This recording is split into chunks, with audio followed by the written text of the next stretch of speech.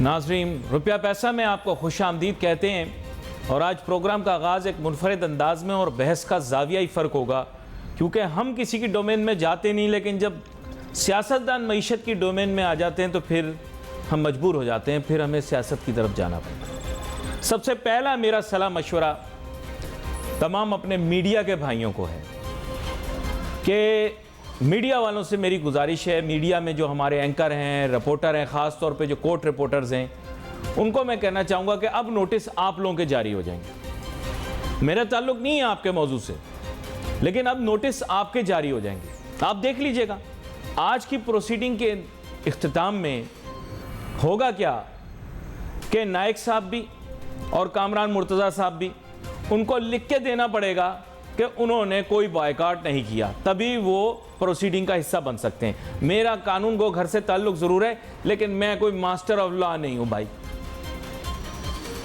LLB में admission लिया था, फिर उसके बाद पता नहीं आगे क्या हुआ, लेकिन सही आपको इतनी बात बताऊंगा कि आंखें खोल के जो हमारे मीडिया के साथी हैं, जो अपने आप को बड़ा अक्लमंद समझते हैं, कोई कहता है मेरा नाम सहाफ़ी है इसलिए मैं बड़ा अच्छा सहाफ़ी हूँ, तो इस टाइप के जो लोग हैं जो अपने यहाँ खुद ही जो है वो कोट बना के अपने प्रोग्राम में बैठ जाते हैं, उनके लिए मैं तंबीह कर रहा हूँ कि डोंट बी स्टूपिड।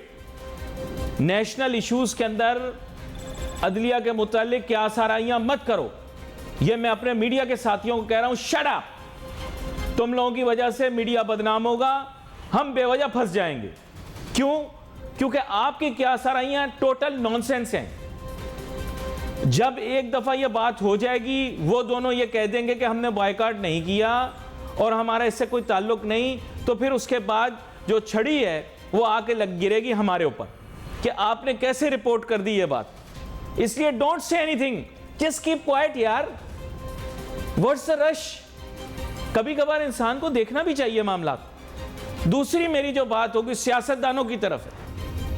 मैंने इमरान खान साहब को हजार समझाया, अदलिया का एहतराम करें। डॉलर का रेट बढ़ रहा था, आपको याद होगा, डॉलर का रेट बढ़ रहा था, बेयकीनी बढ़ रही थी इस मुल्क के अंदर। पिछले साल की बात कर रहा हूँ, इन्हीं महीनों में बेचैनी बढ़ रही थी। अदलिया का फैसला आ गया, इमरान खान साहब एक दफ़ा नहीं माने, दो दफ़ा नहीं माने, छेड़छाड़ शुरू। रात को 12 बज जाएंगे, अगले दिन प्रोसीडिंग जाएगी। गेम खेल लें, बॉल खेल लें, गेम खेल लें, खेलने की ज़रूरत नहीं है। अगर मेरी बात एडवांस में मान ली जाती, देखो एक तो ये सियासतदान मानते नहीं है ना बात, भले ये तो छोटा सा एंकर है 2 टके का, इसकी बात क्या सुननी। एक बहुत मशहूर फलसफी ने कहा था, एक चिंगारी पूरे जंगल को राख कर देती। छोटी बड़ी चीज नहीं देखो, बात देखो, बात, मेरी बात का वजन देखो। तुम सब लोगों में इतनी अकल होती ना तो मुल्क का यह बेड़ा गर्क ना हो रहा होता। सो लिसन टू मी, इस मुल्क को बचाना हमारा मिशन है, हमने इस मुल्क को बचाना है। नहीं माना, हुआ क्या कि खुद भी आप निकाले गए, 1-1.5 साल लग गया। मैं हमदर्द हूं, मैं पसंद करता हूं इमरान खान को, लेकिन उसने गलत किया, नहीं करना चाहिए था उसे। यह सब कुछ करने की वजह से ड्रामा हुआ, और ड्रामा होने की वजह से क्या हुआ, मुल्क और मजीद मुश्किलात का शिकार हुआ। असेंबली या तो डिसॉल्व करते, यह भी ख्वाहिश थी तब अपोजिशन की, तस्फिया हो जाता, या फिर दूसरों को मौका देते भाई वो अपनी हुकूमत कर लें। आपने दोनों नहीं किया, अदलिया की बात नहीं मानी, फिर आके जेल की गाड़ी आके खड़ी हुई इस्लामाबाद हाई कोर्ट के बाहर। फिर उसके बाद मामला क्या तय पाए, ये आप भी जानते हैं, मैं भी जानता। अभी भी मैं कहूँगा नवाज शरीफ साहब भी, मैं बहुत इज्जत करता हूँ नवाज शरीफ साहब की, बहुत इज्जत करता हूँ नवाज शरीफ साहब की। नवाज शरीफ साहब, आपने गलत बयान दिया, आपने गलत बयान दिया लंदन में। आपको यह नहीं कहना चाहिए था कि डॉलर 500 का हो जाएगा। नवाज शरीफ साहब की बात हो रही है। नवाज शरीफ साहब की मैं बहुत इज्जत करता हूँ, लेकिन अपनी हुकूमत को बचाने के लिए डॉलर के मुतालिक बयान देना कि डॉलर 500 रुपए का हो जाएगा अगर फैसला हमारे खिलाफ आया, यह गैर जिम्मेदाराना बात है। क्योंकि फैसला आपके खिलाफ आएगा तो फिर क्या होगा। मैं नहीं कह रहा कि आएगा, मैं कह रहा हूं कि आएगा तो फिर क्या होगा, क्या डॉलर 500 का हो जाएगा। अवाम पाकिस्तान को इसका भुगतावा नहीं देना। आप लोगों के सियासी प्रॉब्लम आप आपस में सॉल्व करो। अदलिया ने आपको क्या कहा, अपने सियासी प्रॉब्लम आपस में सॉल्व करो। Don't put the national economy on the line. National economy को लाइन पे न डालें आप कि जी 500 का हो जाएगा। मैं बहुत इज्जत करता हूं नवाज शरीफ साहब की, आई am telling you the truth, I am not like other people कि जी नहीं मैं नवाज शरीफ की इज्जत नहीं करता, मैं फला। मैं नवाज शरीफ की बहुत इज्जत करता हूं। I believe he is a political reality. देखो इन्होंने कसूर में जलसा किया, मरियम नवाज साहबा ने, कितना रश लगा, लोग आए, इसके माने क्या है, पॉलिटिकल रियलिटी है।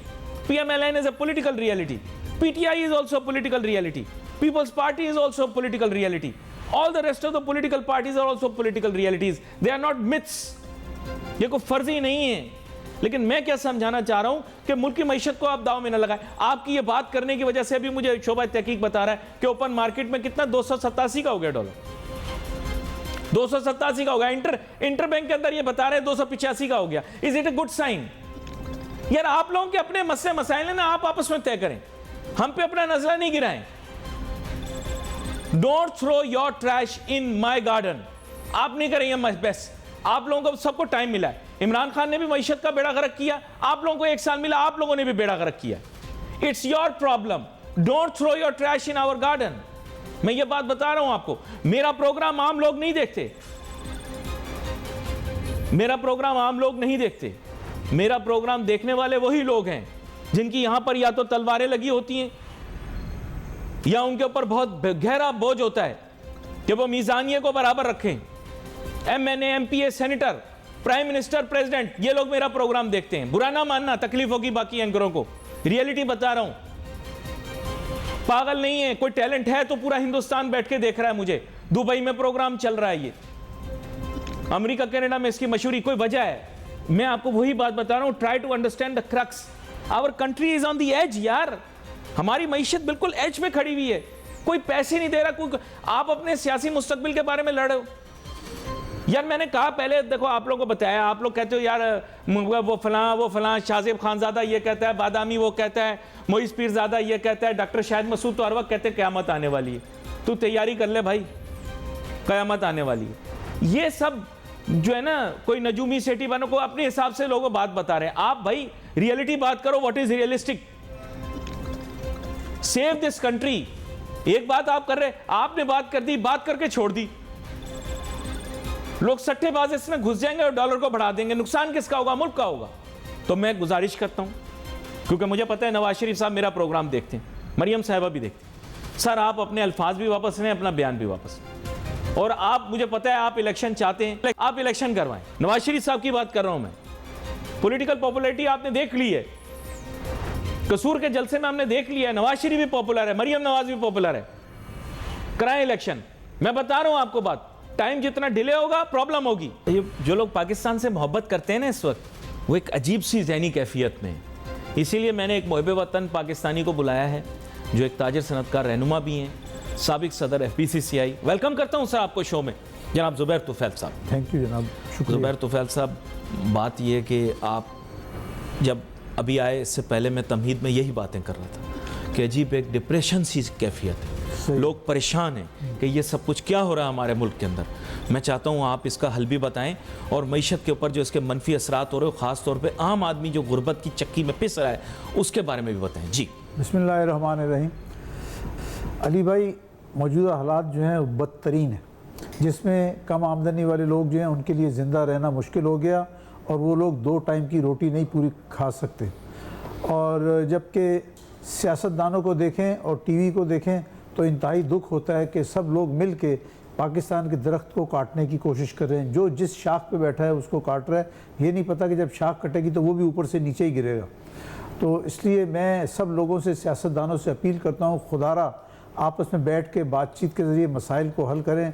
और हम तो TV को देख देख के आजकल परेशान हो जाते हैं. जब शाम को 7 से लेके 11 बजे तक TV देखते हैं तो उसमें इंतहाई मायूसी होती है. तमाम चैनल, जो बेशतर चैनल जो हैं वो नेगेटिव बातें आ रही होती हैं और आगे ये होगा ये होगा. मईशत तो पहले ही डूब चुकी है. लोगों की फैक्ट्रियां बंद हो गई हैं, ना उनके रॉ मटेरियल आ रहे हैं, ना बैंक LC खोल रहे हैं. ये बहुत इंपॉर्टेंट पॉइंट. ये इतना ख़राब सूरत हाल है कि आने वाले दिन मुझे बहुत बुरे लग रहे हैं. मुझे लगता है कि अप्रैल के ईद के बाद और अगले महीने में इतनी बड़ी पैमाने पे बेरोज़गारी होगी, वो फिर तमाम मुल्क को अपनी लपेट में ले लेगी. और मैं आपको बताऊं, इसी में अलमिया देखिए कि दवाइयों की कीमत पहले तो अवेलेबल नहीं है. बहुत सारी medicine, I can assure you. और बहुत सारी ऐसी दवाएं हैं जो कहीं ज़्यादा कीमत के ऊपर बिक रही हैं. और बहुत सारी ऐसी दवाएं जो पाकिस्तान में बनती भी नहीं है. खाने पीने की अशिया आपके सामने. सर ये LC वगैरह नहीं खुल रही, डॉलर की किल्लत है. आप भी नवाज शरीफ साहब से मिल के आए, मैंने भी नवाज शरीफ साहब से यही गुजारिश की कि सर ये 500 रुपये वाला बयान मुनासिब नहीं था, इस मौके पर नहीं कहना चाहिए. इंतहाई गैर मुनासिब था, इंतहाई गैर मुनासिब था.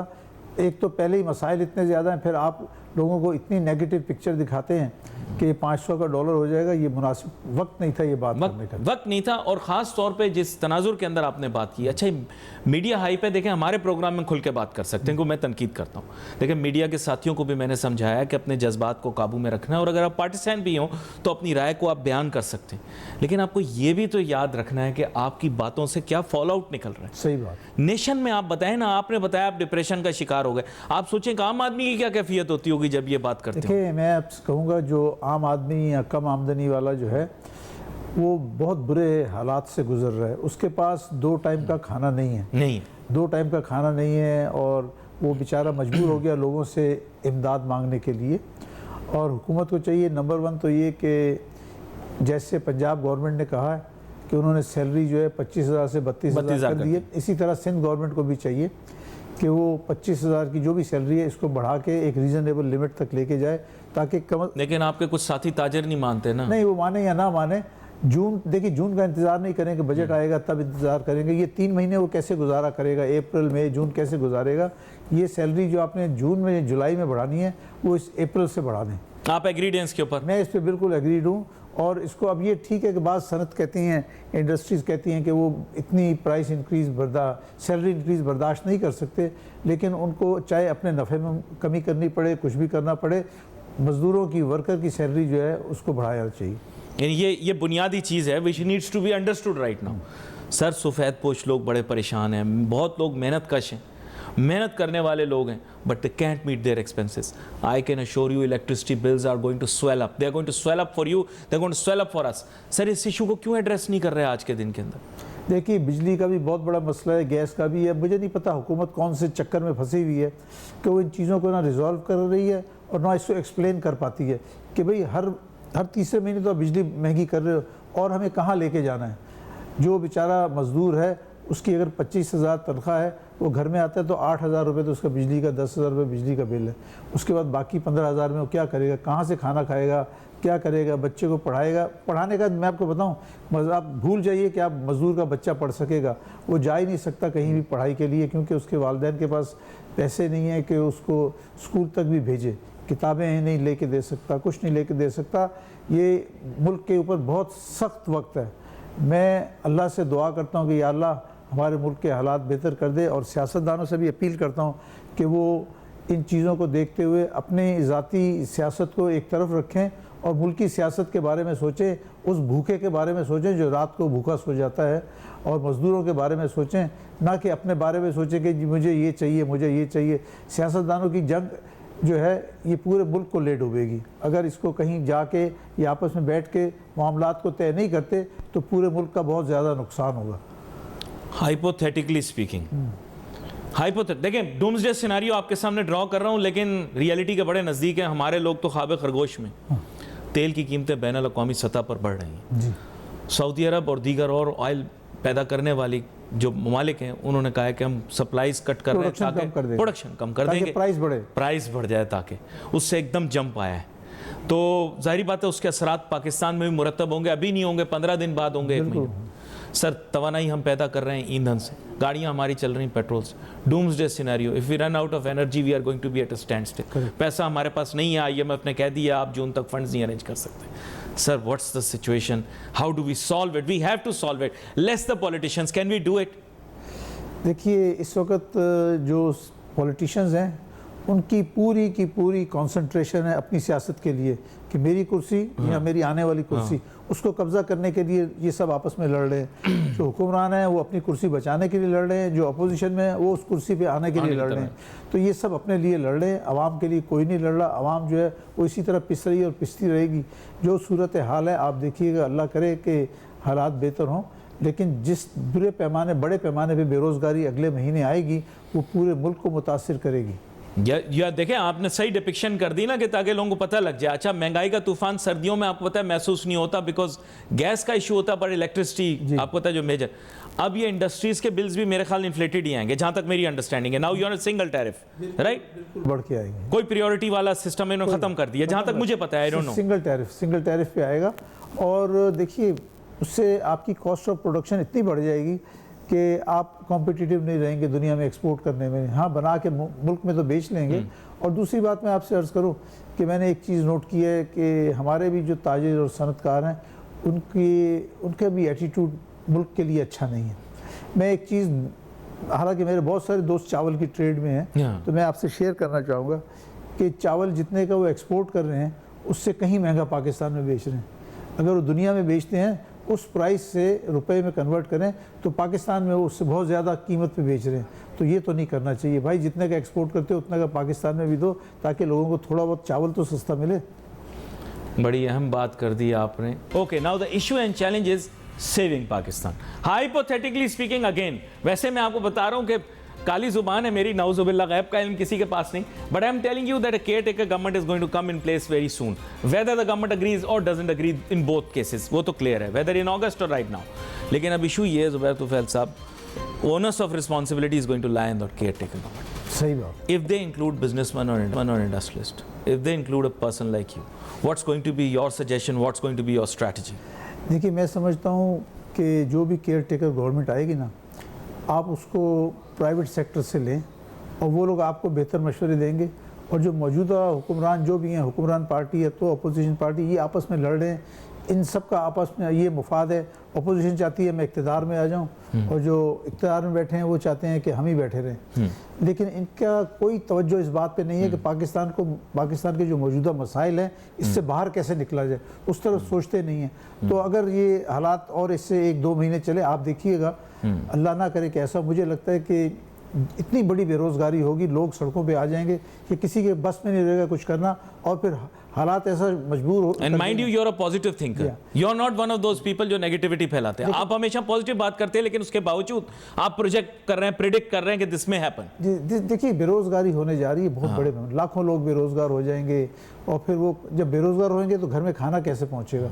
लिहाजा जो भी अरबाब इख्तियार होंगे, जिनके पास सारा इस मुल्क का काबू है, उनके इख्तियार, वो खुद ब खुद कोई ऐसा माहौल पैदा होगा या कोई केयर टेकर आएगा, जो भी आएगा वो आके वो चलाएंगे, वो चंद महीने सूरत हाल को बेहतर करेंगे और उसके बाद फिर इंतखाबात करा दें, जो जीतता है उसके हवाले कर दें। I am a student of finance and I can tell you that at 20% और let's say 22% may be in the future, business feasibility Pakistan में निकालना बहुत मुश्किल है। सही कह रहे हैं। हर चीज़ महंगी हो रही है, बिजली महंगी, गैस महंगी है आपकी, और खाने पीने की अशिया महंगी हैं। अब आप देखें, रोज़ खाने पीने की जो चीज़ें हैं उसकी कीमतें बढ़ती जा रही हैं, कहीं रुकती नहीं। हमारा इन्फ्लेशन जो है अबाउट 46% पे चला गया है। ये दुनिया में किसी मुल्क में नहीं है जो पाकिस्तान में हाल है। ये मुल्क है जिसमें खाने पीने की अशिया वाफर मिकदार में होती थी, लेकिन आज मुझे इस बात का दुख होता है कि एक औरत जो 10 किलो आटा लेने गई है 150 रुपये का, वो आखिर में अपनी जान गंवा बैठी।